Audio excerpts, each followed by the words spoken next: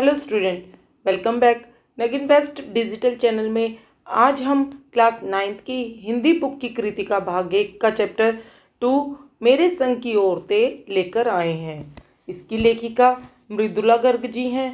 हमने पिछले पार्ट 1 में लेखिका की नानी, उनकी दादी, उनकी माँ और उनकी परदादी के बारे में पढ़ा ही। बड़े ही रोमांचक किस्से सुने हैं जिन्हें लेखिका ने इन किस्सों को अपनी बहुत अच्छी मेमोरीज कहकर बताया है और इन्हीं मेमोरीज को आगे किस तरह बताती हैं उन्हें देखते हैं।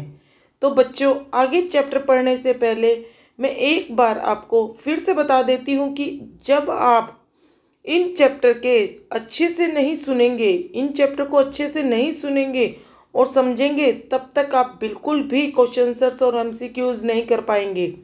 तो प्लीज़ आप पहले पार्ट 1 को और फिर पार्ट 2 की वीडियो को 2-3 बार सुनिए, फिर ही आप क्वेश्चन आंसर्स कर पाएंगे।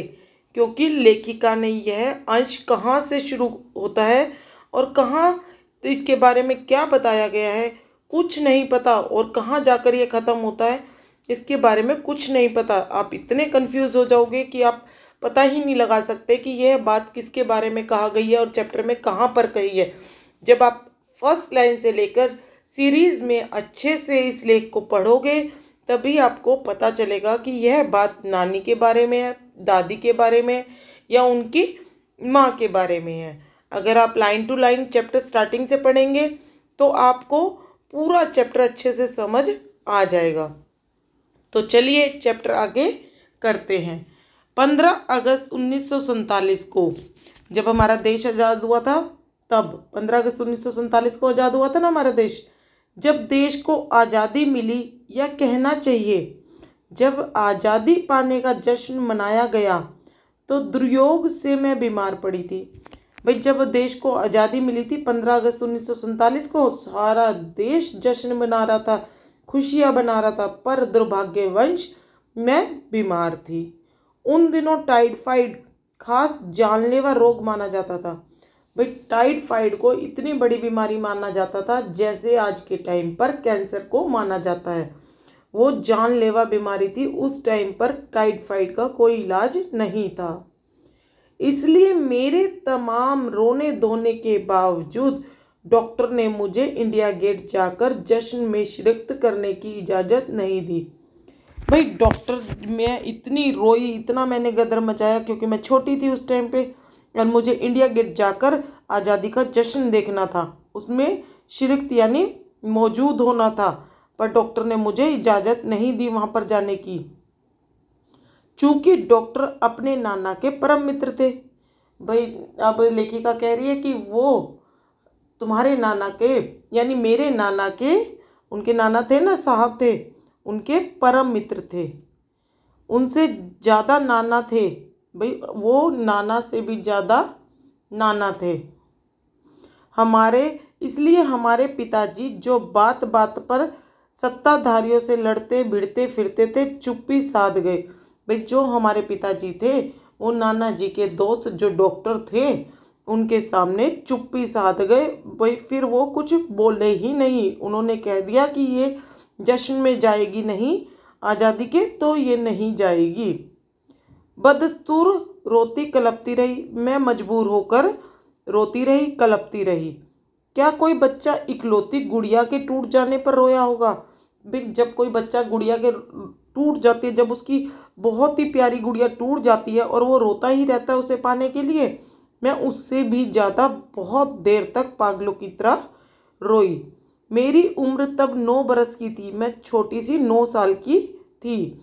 इतनी छोटी नहीं कि गुड़िया से बहलती, भाई, पर इतनी छोटी भी नहीं थी कि मैं गुड्डे गुड़ियों से बहलती। भाई, मेरे को गुड़िया ला के दे देते और मैं बहल जाती और वहाँ जाने की जिद को छोड़ देती। और इतनी बड़ी भी नहीं थी कि डॉक्टर के तर्क को समझती। भाई, इतनी छोटी भी नहीं थी कि गुड़िया के साथ खेलती और इतनी बड़ी भी नहीं थी कि डॉक्टर ने कहा जो कहा है वो सही कहा है उसको समझ पाती।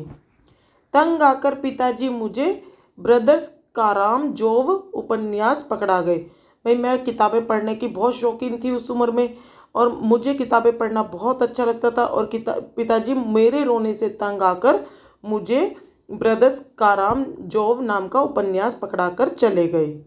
किताबें पढ़ने का मुझे मिराग था, यानी मुझे शौक था। जब कुछ देर बाद मैंने देखा कि पिताजी को छोड़कर घर के बाकी सब प्राणी पलायन कर चुके थे। भाई मेरे पिताजी को छोड़ के घर में बाकी सब लोग जश्न में जा चुके थे और पिताजी दूसरे कमरे में बैठे अपनी किताब पढ़ रहे थे और मेरे पिताजी दूसरे कमरे में बैठकर किताब पढ़ रहे थे। रोना धोना छोड़कर मैंने भी किताब खोल ली। भाई अब रोने धोने से तो कोई फायदा ही नहीं है, घर के सभी लोग जा चुके थे जश्न में और पिताजी भी दूसरे कमरे में बैठकर अपनी किताब पढ़ रहे थे। अब मेरे रोने धोने को कौन देखेगा? अब मैं अकेली बैठी थोड़ी रोती रहती। तो पिताजी जो किताब दे के गए थे, मैंने भी रोना धोना छोड़कर उस किताब को खोल लिया। एक बार शुरू और काम पकड़ू। भाई एक बार शुरू कर लेने पर उसने मुझे इतनी मोहलत नहीं दी कि दोबारा रोना शुरू करूं। भाई जब मैंने उस किताब को पढ़ना एक बार शुरू कर दिया तो उस किताब ने मुझे इतनी भी मोहलत नहीं दी कि मैं इतनी मशरूफ़ हो गई उस किताब को पढ़ने में कि मैं दोबारा रोना शुरू कर सकूं। कोई और काम पकड़ूं, भाई मैं रोना शुरू करूं या किसी और काम को पकड़ूं, इतनी भी मुझे मोहलत नहीं मिली। मैं उस किताब को पढ़ने में इतनी खो गई। उस वक्त ब्रदर्स कारामजोव मुझे देने में क्या तुक थी। भाई मेरे पिताजी का उस वक्त जब डॉक्टर ने मुझे जश्न में नहीं जाने दिया, मैं जोर जोर से रो रही थी, तो उस समय यह किताब देने का क्या तुक था पिताजी को मेरे को। तब मेरी समझ में नहीं आया किताब कितनी समझ में आई। भाई मुझे यह समझ नहीं आया कि किताब मुझे कितनी समझ आ रही है, बस मैंने तो पढ़ती जा रही थी। वह अब तक नहीं जानती क्योंकि उसके बाद इतनी बार पढ़ी कि सारे पाठ आपस में गड़मंड हो गए। भाई अब तक वो नहीं समझ में पाई कि यह किताब मुझे किस लिए दी थी और इस किताब में मुझे क्या समझना था उस टाइम। पर उन्होंने वो किताब इतनी बार पढ़ ली कि सारे पाठ उनके मुँह जुबानी याद हो गए। कितना पहली बार के पल्ले पड़ा, कितना बाद में कहना मुश्किल है। भाई पहली बार जो किताब पढ़ी थी तो कितना पल्ले पड़ा था, कितना मुझे समझ आया था और कितना बाद में, इतना ये सब कुछ कहना बहुत ही मुश्किल है। पर इतना विश्वास के साथ कह सकती हूँ कि उसका एक अध्याय जो बच्चों पर होने वाले अनाचार अत्याचार पर था, मुझे पहली बार में ही लगभग कंठस्थ हो गया था। भाई ये मैं कह नहीं सकती कि मुझे पहली बार कितना वो किताब का पाठ मुझे पल्ले पड़ा कि समझ आया और कितना बाद में, पर इतना मैं विश्वास के साथ कह सकती हूँ, पक्के विश्वास के साथ, कि उस बुक में एक अध्याय था जो बच्चों पर होने वाले अत्याचार पर था और मुझे वो पहली बार पढ़ते ही याद हो गया था। उम्र के हर पड़ाव पर वह मेरे साथ रहा। भाई मैं जैसे जैसे बड़ी होती रही वो चैप्टर मेरे साथ, वो पाठ मेरे साथ चलता ही चला रहा और मैंने अच्छे से उसको याद रखा और मेरे लेखन का एक महत्वपूर्ण भाग को प्रभावित करता है। और वो भाग, वो पाठ मुझे बच्चों पर अत्याचार वाला अध्याय मेरे साथ लेखन कार्य में एक महत्वपूर्ण भाग को प्रभावित कर रहा है। जैसे जादू का कालीन, मेरा मटका नहीं, व 3 किलो की छोरी जैसी कहानियाँ व कंठ गुलाब उपन्यास के कई अंश। भाई इन सब के जो लेखिका ने लिखे, जादू का कालीन, मेरा मटका, 3 किलो की छोरी जैसी कहानियाँ, कई कहानियाँ भी लिखी और उपन्यास भी लिखे, उनमें उनका उस अध्याय का अंश रहा है। माँ जी की मन्नत का असर रहा होगा कि मैं ही नहीं, मेरी चारों बहनें भी लड़की होने के नाते किसी हीन भावना का शिकार नहीं हुई। भाई माँ जी, यहाँ पे माँ जी किसे कहा गया है? माँ को, दादी को या परदादी को? ये आप कमेंट बॉक्स में लिख के बताइएगा, इससे हमें पता चलता रहेगा कि आप चैप्टर पढ़ रहे हैं। यहाँ माँ जी किसको कहा गया है? परदादी को, क्योंकि मन्नत कौन मांगने गया था? परदादी। माँ जी की मन्नत का असर रहा होगा, परदादी की मन्नत का असर रहा होगा कि मैं ही नहीं, भाई अकेली मैं ही नहीं, मेरी चारों बहनें भी लड़की होने के नाते किसी हीन भावना का शिकार नहीं हुई। भाई ये तो लड़की है, क्या करेगी, इसको घर में बिठा दो, किसी भी हीन भावना का शिकार नहीं हुई।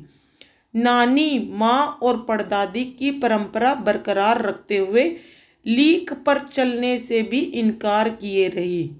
भैया नानी माँ, मेरी नानी थी, जो मेरी माँ थी, मेरी परदादी थी, इनकी परंपराओं पर को मैंने बरकरार रखा और उस लाइन पर चलने से भी इनकार किए रही। बस उनकी लाइन पर चलने से भी इनकार करते रहे, पर उनकी परंपरा को मैंने बरकरार रखा।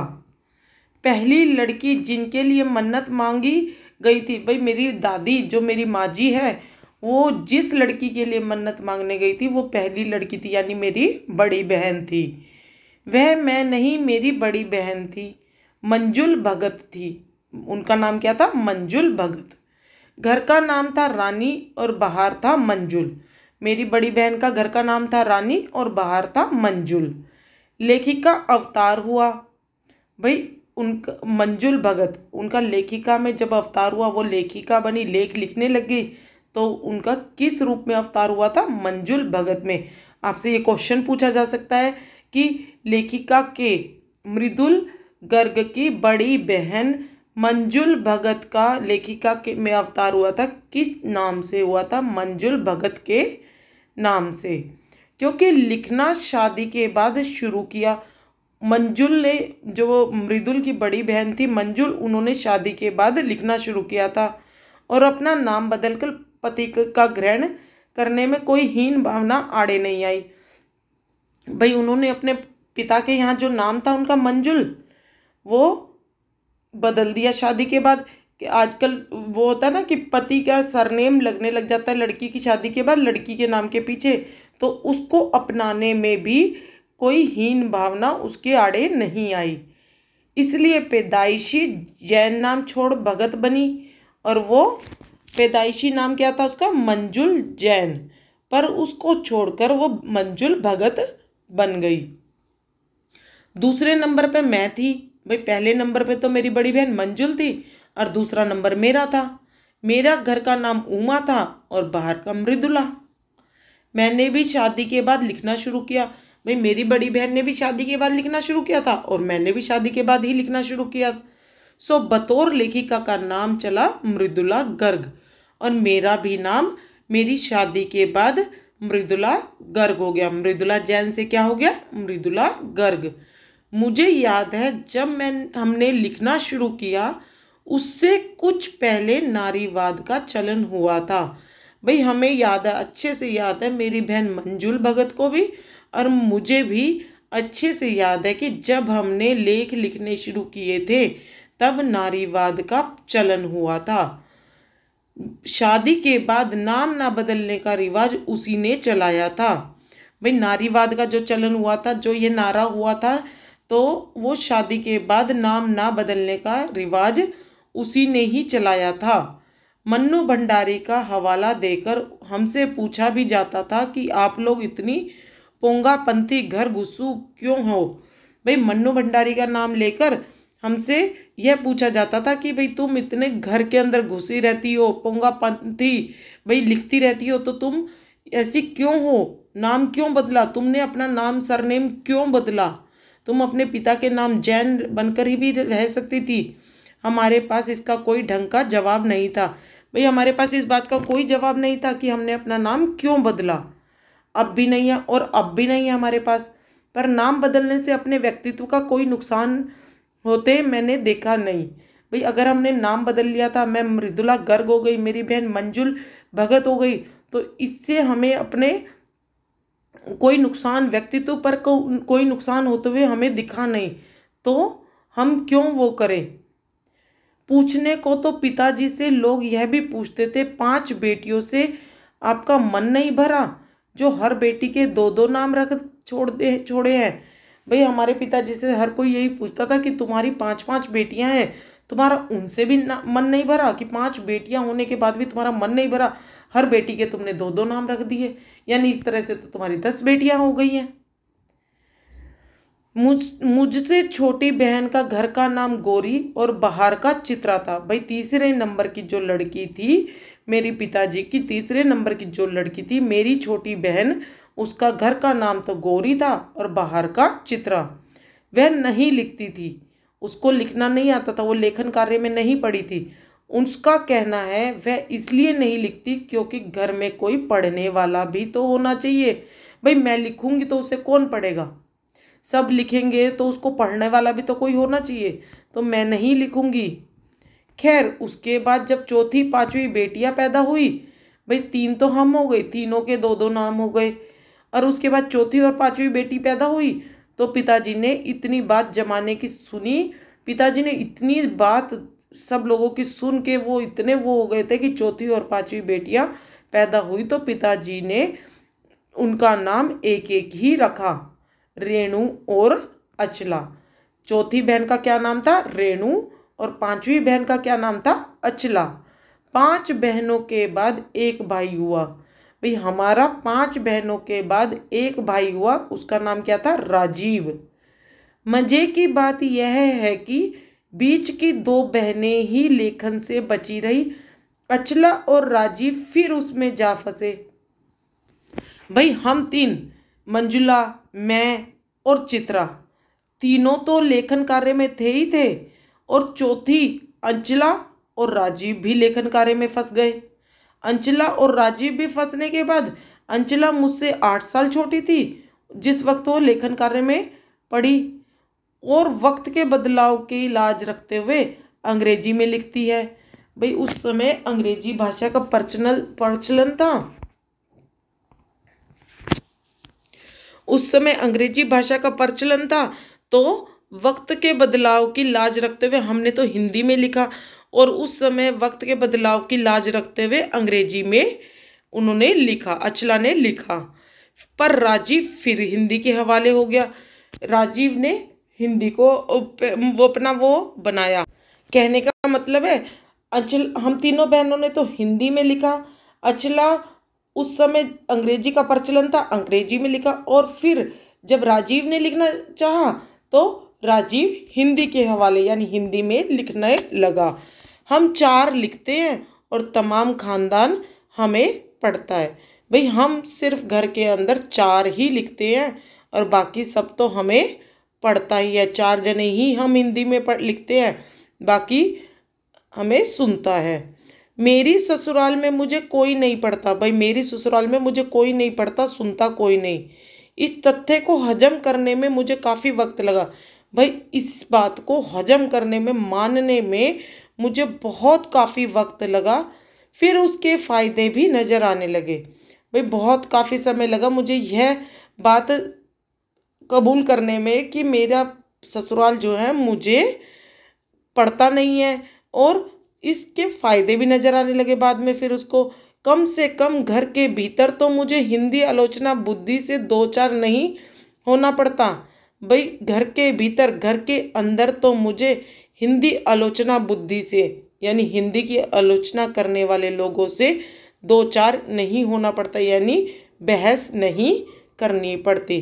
खैर चलो, मैं अपनी नहीं उन अदेवियों की बात कहना चाहती हूँ। भाई उन देवियों की यानी अपनी दादी माँ परदादियों की बात कहना चाहती हूँ जो परदादी की मन्नत के नतीजतन धरती पर आई। भाई अदेवियाँ कौन थी यहाँ पे? मेरी बहनें, जो दादी परदादी ने जो मन्नत मांगी थी उसके नतीजे के कारण धरती पर आई थी, और लेखक नहीं बनी, और वो लेखक बन भी नहीं सकी। जो बनी उन्हें सांस लेने की ज़रूरत कुछ ज़्यादा हो, समझ में आता है। भाई जो भी लेखक बनी उन्हें तो कुछ ज़्यादा ही सांस लेने की ज़रूरत पड़ गई। जैसा मेरे पिताजी ने एक बार मंजुल से कहा था, मेरी बड़ी बहन मंजुल से कहा था, कोई दम नहीं घुटता, सांस लेने की ज़रूरत ही ज़्यादा है। भाई दम नहीं घुटता सांस ज़्यादा लेने से। भाई तुम सांस आराम से लो, कोई दम नहीं घुटेगा। पर यहाँ तो हम सैर तो गैर लेखिका बहनें सवा शेर। भाई हम तो शेर है, पर मेरी बहनें जो लेखिका नहीं है वो सवा शेर है। भाई हम तो थोड़ी थोड़ी हैं जो लेखिका भी हैं और लिखती भी हैं, पर मेरी बहनें जो नहीं लिखती वो सवा शेर है, हमसे भी तेज है। चौथे नंबर वाली रेणु का आलम यह था। भाई जो रेणु थी वो लिखती नहीं थी। वो किस लिए नहीं लिखती थी? वो कहती थी अगर हम सब लिखेंगे तो हमें सुनने वाला भी तो कोई चाहिए, तो वो लिखती नहीं थी। उसका आलम, उसका तो क्या था कि गर्मी की दोपहरी में स्कूल से वापसी पर, जब वो स्कूल जाती थी ना गर्मी की दोपहरी में, तो वापसी में जब गाड़ी उसे और उससे छोटी बहन अचला को बस अड्डे से लेने आती थी, भाई उसकी बहन रेणु और अचला को बस स्टॉप से लेने आती थी, तो रेणु उसमें बैठने से इनकार कर देती थी। अचला तो गाड़ी में बैठ जाती थी पर रेणु गाड़ी में नहीं बैठती थी। उसका कहना था कि यूं थोड़ा सा रास्ता गाड़ी में बैठकर तय करना सामंतशाही का प्रतीक था। भाई थोड़ा सा रास्ता गाड़ी में बैठकर तय करना यह तो गुलामी का प्रतीक था, जो शायद था भाई उसे लगता था ये, पर साथ ही पिता के अतिरिक्त लाड़ का भी यह प्रतीक था कि वो गाड़ी में बैठना नहीं चाहती थी। और रसोइये को खाना खिलाकर जल्दी फारिग करने की लाचारी की का भी, भाई रसोइये को जल्दी से खाना खिलाकर जल्दी फारिग कर देती थी। माँ तो सब चीज़ों से उदासीन रहती थी पर पिता काफ़ी कूटते भूनते रहते थे। भाई माँ तो इन सब चीज़ों से दूर रहती थी पर मेरे पिताजी कूटते भूनते रहते थे। भाई उसको, रेणु को पैदल चलते हुए धूप में आते हुए, गाड़ी में नहीं बैठती थी वो। जब देखते थे कि अचला गाड़ी में बैठी चली आ रही है और रेणु पीछे पीछे पसीने में तरबतर खरमा खरमा कर आ रही है, खरमा खरमा यानी धीरे धीरे चल कर आ रही है। भाई जब वो देखते थे ना कि अचला तो गाड़ी में बैठी ही चली आ रही है और रेणु पीछे पीछे पसीने में तरबतर पसीने में भरी हुई, क्योंकि गर्मी थी, गर्मी की दोपहरी में वो स्कूल से आ रही थी और इतनी पसीने में भरी हुई धीरे धीरे चलकर आ रही थी, तो पिता क्या करते थे, बहुत ही कूटते भूनते रहते थे। उनका बचपन में एक बार चुनौती दिए जाने पर उसने जनरल थिमैया को पत्र लिखकर उनका चित्र मंगवा लिया था। भाई बचपन में ही उन्होंने क्या करा रेणु ने कि एक बार चुनौती दिए गई उसने जनरल थिमैया को ही पत्र लिख दिया और उसका चित्र मंगवा लिया था, जो एक मोटरसाइकिल सवार जवान आकर उसके हाथ में दे गया। पड़ोस में उसका रुतबा काफ़ी बढ़ गया। भाई पड़ोस में उसका रुतबा बहुत ज़्यादा बढ़ गया कि उसने तो पत्र लिखकर चित्र मंगवाया और मोटरसाइकिल पर सवार होकर जवान ने आकर उसके हाथ में दे दिया। उसकी तो बहुत चलती है, यानी गाड़ी में बैठने के साथ उसे इम्तिहान देने में से भी परहेज था। भाई गाड़ी में बैठने का तो परहेज था ही था रेणु को, और स्कूल में इम्तिहान देने से भी परहेज था। स्कूल तो जैसे तैसे उसने पास कर लिया, पर जब बीए का इम्तिहान देने की बारी आई तो वह अड़ गई। उसे इम्तिहान देना पसंद नहीं था। उसने स्कूल तो रो पीट कर जैसे तैसे पार कर लिया, पर जब बीए का इम्तिहान देने की बारी आई तो वह अड़ गई, यानी जिद पर अड़ गई कि मुझे इम्तिहान नहीं देना, पहले मुझे समझाओ कि बीए करना क्यों ज़रूरी है। उसने अपने पिताजी को, अपनी बहनों को ये कहा कि पहले मुझे यह समझाओ कि बीए करना क्यों ज़रूरी है, तब मैं इम्तिहान दूंगी। अगर मुझे यकीन आ गया कि हाँ कोई फ़ायदा है वरना नहीं, अगर तुमने मुझे समझाया कि बीए का इम्तिहान देना ज़रूरी क्यों है, अगर मुझे समझ आ गया, मुझे यकीन हो गया, मुझे फ़ायदा लगा कुछ उसमें, तो मैं इम्तिहान देने जाऊंगी, नहीं तो नहीं जाऊंगी। हमने तरह तरह के तर्क दिए। माँ ने कहा पिताजी से पूछो। भाई मैंने, मेरी बहन ने, सब ने बहुत तर्क दिए उसको, और फिर वो माँ के पास गई। माँ ने कहा अपने पिताजी से पूछो। पिताजी ने कहा नौकरी कर पाओगी। भाई तुम बीए का इम्तिहान नहीं दोगी तो नौकरी कैसे करोगी, अगर दे दोगी तो नौकरी कर पाओगे, शादी कर पाओगे, लोग इज्जत से देखेंगे, वगैरह वगैरह कई तरह के उन्होंने उसको तर्क दिए। कोई तर्क विश्वसनीय नहीं लगा रेणु को। भाई रेणु को तो कोई तर्क भी विश्वसनीय नहीं लगा। अगर मैं बीए का इम्तिहान नहीं दूंगी तब भी नौकरी कर सकूंगी, क्योंकि मैंने 12th पास कर ली, शादी भी हो जाएगी मेरी, चाहे मैं पढ़ी लिखी हूँ चाहे अनपढ़ हूँ, लोग इज्जत से भी देखेंगे। क्या पढ़े लिखे लोगों, अनपढ़ लोगों को लोग इज्जत से नहीं देखते क्या। भाई रेणु को ना खुद उन्हें, भाई पिताजी ये बता रहे, ये तर्क दे रहे, उन्हें भी ये कोई तर्क पूर्ण नहीं लग रही थी बातें। आखिर उन्होंने उसी कुतर्क का सहारा लिया जो युगों से माँ बाप के काम आता है। भाई आखिरी में उनके पिताजी ने तंग आकर उसी बात का सहारा लिया, कुतर्क यानी उसी बात का सहारा लिया जो युगों से, पुराने समय से माँ बाप के काम आता जा रहा है। भाई जिस बात से वो बच्चों को अपने काबू में करते, उसी बात का, उसी तर्क का उन्होंने सहारा लिया। कहा बीए करो क्योंकि मैं कह रहा हूँ। भाई माँ बाप कहते हैं ना कि ये काम करो, मैं कह रहा हूँ इसलिए करो, तुम्हारी मर्जी हो या ना हो तुम्हें ये काम करना होगा। तो पिताजी ने भी इसी बात का सहारा लिया कि बीए करो, मैं कह रहा हूँ करो। रेणु ने बीए कर तो लिया, पर सिर्फ पिता की खुशी के लिए। भाई उन्होंने वो पेपर देने को, इम्तिहान देने को मान तो गई बीए के, किस लिए? सिर्फ पिता की खुशी के लिए। पिता ने ऑर्डर दिया था कि जाकर करो, यानी पास होने लायक नंबर लाकर ही उन्होंने बीए को पास करा। सच बोलने में वह माँ से भी 2 कदम आगे थी। भाई मेरी माँ सच तो बोलती ही बोलती थी, और वो उससे भी 2 कदम आगे थी। गनीमत यह है कि आधा समय उसके सच सुनकर लोग सोचते हैं कि वह मजाक कर रही होगी। भाई वो इतना सच बोलती थी कि आधे समय तो लोग यह सोचते थे कि मजाक कर रही है, इसलिए बिना मेहनत वह लोगों को हंसाए रखती थी। भाई बिना मेहनत, वो मेहनत भी नहीं करती थी, एक और सच्ची बात ही उन्हें बता देती थी उनके चरित्र के बारे में या किसी चीज़ के बारे में, लोगों के बारे में, तो वो लोग अपने आप ही हंसने लग जाते थे। आज भी उसे कोई इत्र भेंट करता है तो वह कहती है नहीं चाहिए, मैं तो नहाती हूँ। भाई इत्र की ज़रूरत उन लोगों को होती है जो नहाते नहीं, ताकि उनके शरीर से बदबू ना आए। तो मैं तो नहाती हूँ, मुझे इत्र की क्या ज़रूरत है। तीसरे नंबर पर चित्रा है। वह कॉलेज पढ़ने तो जाती थी, पर खुद पढ़ने से ज़्यादा दिलचस्पी औरों को पढ़ाने में रखती थी। भाई चित्रा तो उससे भी बढ़कर थी। वह कॉलेज में पढ़ने तो जाती थी, खुद तो पढ़ती नहीं थी और दूसरों को पढ़ाने लग जाती थी। इसलिए इम्तिहान में उसके अंक कम और उसके शागिर्दों के ज़्यादा आते थे। भाई फिर क्या होता था, उस इम्तिहान जब आते थे उसके अंक तो कम आते थे, जिनको वो पढ़ाती थी उसके अंक उससे भी ज़्यादा आते थे। पर अपने यहाँ सब चलता था, पर उस समय में सब कुछ चलता था। लड़की पास होए, फेल होए, पॉइंट पे पास होए, सब कुछ चलता था। उसकी शादी का वक्त आया, चित्रा की शादी का वक्त आया, तो उसने एक नज़र में लड़का पसंद करके ऐलान कर दिया कि शादी करेगी तो उसी से करेगी। उसने एक लड़के को देखा और वो उसको इतना पसंद आ गया कि उसने ऐलान कर दिया कि शादी करूंगी तो मैं उसी से ही करूंगी, वरना किसी से नहीं करूंगी। मुश्किल यह थी कि हमारे माँ बाप ही नहीं, खुद लड़का भी उसके निर्णय से वाकिफ नहीं था। भाई माँ बाप को तो पता ही नहीं था कि उसने क्या निर्णय लिया है, और मुश्किल की बात यह थी कि उस लड़के को भी नहीं पता था कि चित्रा ने ये निर्णय लिया है। पर उसका कहना था वह जो सोच लेती है करके रहती है। भाई चित्रा का कहना यह था कि मैं जो सोच लेती हूँ वो मैं करके रहती हूँ। तो उसकी शादी उसी लड़के से हुई, कोई मुश्किल पेश नहीं आई। तो चित्रा की शादी उसी लड़के से हुई जिसको उसने पसंद किया था, इसमें कोई मुश्किल नहीं आई। आती भी क्यों, और आती भी क्यों भाई, जब उसने उसको पसंद कर लिया था तो मुश्किल किस लिए आनी थी। उसने कहा मैंने पहली मुलाकात में ही उसे बतला दिया था कि मैं जो सोच लेती हूँ होकर रहता है। भाई मैंने पहली मुलाकात में ही उस लड़के को बता दिया था मैं जो सोच लेती हूँ वही होकर रहता है, मैं उससे अलग नहीं करती हूँ। तो उसने बात आगे खींची ही नहीं, तो उस लड़के ने बात को आगे खींचा ही नहीं और हाँ कर दिया शादी के लिए।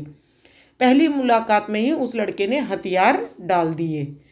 हम में सबसे छोटी बहन अंचला अभी काफ़ी दिनों तक कुछ कम खिसकी मालूम पड़ती रही। भाई हम सब में जो सबसे छोटी अंचला थी ना, बहुत दिनों तक खिसकी हुई, यानी पागल सी मालूम पड़ती चली गई। पिता का कहा मानकर पहले अर्थशास्त्र किया। भाई उसने पढ़ाई तो करी, पहले तो पिता के कहे में चलती रही और पहले अर्थशास्त्र किया, फिर पत्रकारिता में दाखिला लिया। भाई अर्थशास्त्र कर लिया, फिर अपनी लाइन चेंज कर ली और पत्रकारिता में आ गई। ढंग से पढ़ाई की, पास हुई, और अच्छे से पढ़ाई की और पास हो गई। फिर पिता की पसंद से शादी भी कर ली। भाई वो पिता की पसंद के अकॉर्डिंग ही चल रही थी, वो खिसकी हुई सी मालूम हो रही थी, उसकी अपनी पसंद नापसंद कुछ भी नहीं थी। फिर पिता की पसंद से उसने शादी भी कर ली, पर उसके आगे लीक पर नहीं चल पाई। पर उस शादी के बाद वो पिता की बात लाइन पर नहीं चल पाई। क्यों नहीं चल पाई भाई, पिता की शादी के बाद तो उसे अपने पति की लाइन पर चलना था। घर बार में मन ज़्यादा रुचि नहीं, और मंजुल और मेरी तरह उम्र में के 30 बरस पार करते ही लिखने का रोग लगा लिया।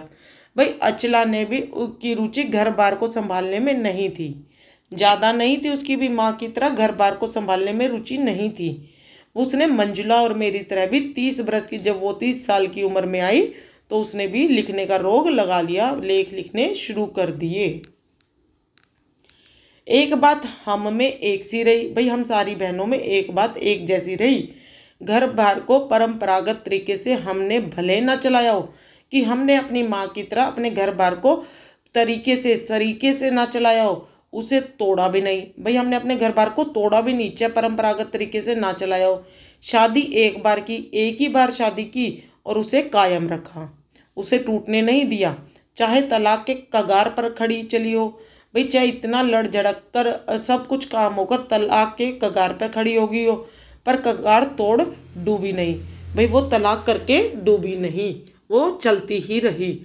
शायद इसलिए कि जैसा मैंने अपने पहले उपन्यास में लिख डाला था, भाई इसलिए कि जो मैंने अपने पहले उपन्यास में लिखा था, हम सभी विश्वास करती रही होगी कि मर्द बदलने से कोई प्रयोजन सिद्ध नहीं होता, कि मर्द को बदलने से कोई प्रयोजन सिद्ध नहीं होता, कि हम चाहें कि हम आदमी को बदल दे तो सब कुछ सही हो जाएगा। नहीं, घर के भीतर रहते हुए भी अपनी मर्जी से जी लो, वो भी काफ़ी है। भाई लड़ाई झगड़े का कारण आदमी औरत दोनों होते हैं। हम ये सोचे कि आदमी बदल जाए तो प्रयोजन सिद्ध हो जाएगा, तलाक तक नौबत नहीं आएगी, पर यह बात गलत है। घर के भीतर यानी घर के अंदर भी हम अपनी मर्जी से जी ले तो वो भी काफ़ी है अपनी शादी को बचाने के लिए। शादी के बाद मैं बिहार के एक छोटे से कस्बे डालमिया नगर में रही। भाई अपनी शादी के बाद मैं बिहार के एक छोटे से कस्बे में रही, जहाँ मर्द औरतें चाहे पति पत्नी क्यों ना हो, पिक्चर देखने में जाते हो तो अलग अलग दड़बों में बैठते थे। भाई मर्द और औरत हो, चाहे गर्लफ्रेंड बॉयफ्रेंड हो, चाहे पति पत्नी हो, कोई भी हो, फिल्म देखने जाते थे तो अलग अलग बॉक्स में बैठते थे। दड़बे मतलब बॉक्स में बैठते थे, वो इकट्ठे नहीं बैठते थे।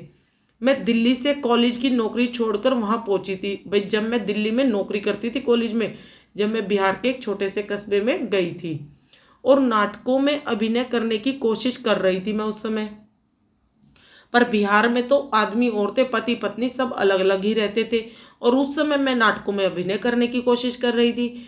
मैंने उनके चलन से हार नहीं मानी। भाई मैंने उनके बिहेवियर को देखते हुए, उनके चाल चलन को देखते हुए, भाई वे दोनों तो अलग अलग रहते हैं, मर्द भी औरत भी सब अलग अलग रहते हैं, तो उनके चाल चलन को देख कर मैंने फिर भी हार नहीं मानी। साल भर के भीतर यानी 1 साल के अंदर उन्हीं शादीशुदा औरतों को पराये मर्दों के साथ नाटक करने के लिए मना लिया। भाई जो औरतें अपने आदमियों से दूर रहती थी, उनके पास नहीं जाती थी, उन औरतों को पराये मर्दों यानी किसी और मर्दों के साथ नाटक करने के लिए मना लिया। अगले 4 साल तक हमने कई नाटक किए। भाई हम सभी औरतों ने मिलकर अगले 4 साल तक बहुत सारे नाटक किए। अकाल राहत कोष के लिए उन्हीं के माध्यम से पैसा भी इकट्ठा किया।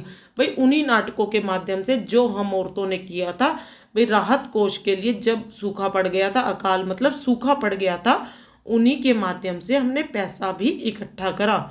वहाँ से निकली तो कर्नाटक के और भी छोटे कस्बे में चली गई। भाई मैं बिहार के छोटे से कस्बे से निकली ना, उसके बाद जब मैं वहाँ से निकली तो कर्नाटक के और भी छोटे कस्बे में चली गई। बांगलकोट में पहुंची, जो कर्नाटक का छोटा सा कस्बा था।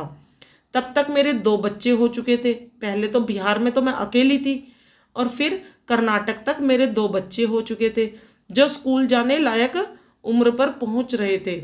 वे स्कूल जाने के लायक हो गए थे, पर वहाँ कोई ढंग का स्कूल नहीं था।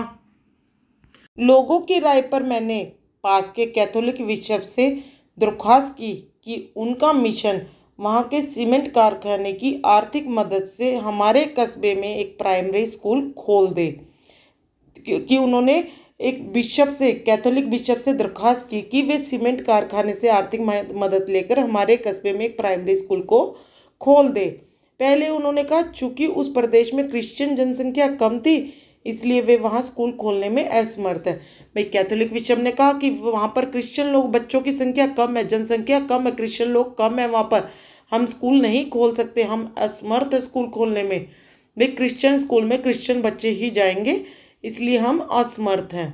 मैंने गैर क्रिश्चियन बच्चों को भी शिक्षा पाने के लायक सिद्ध करते हुए अपना इसरार जारी रखा।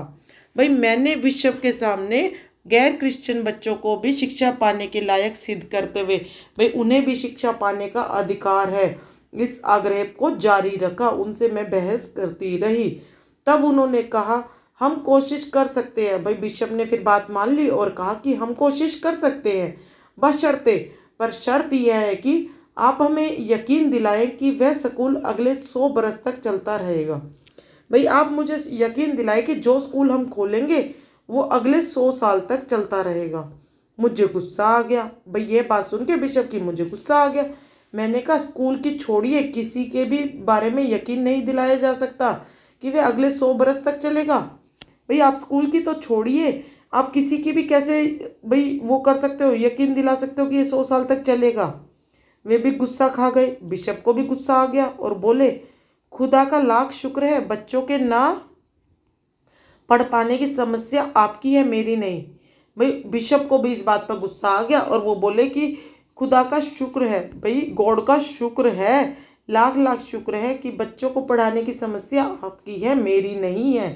बात कड़वी थी। भाई बिशप की यह बात बहुत कड़वी थी। 100% सच थी, पर 100% सच थी। सच के आगे सिर झुकाने की हमारी बचपन की आदत थी।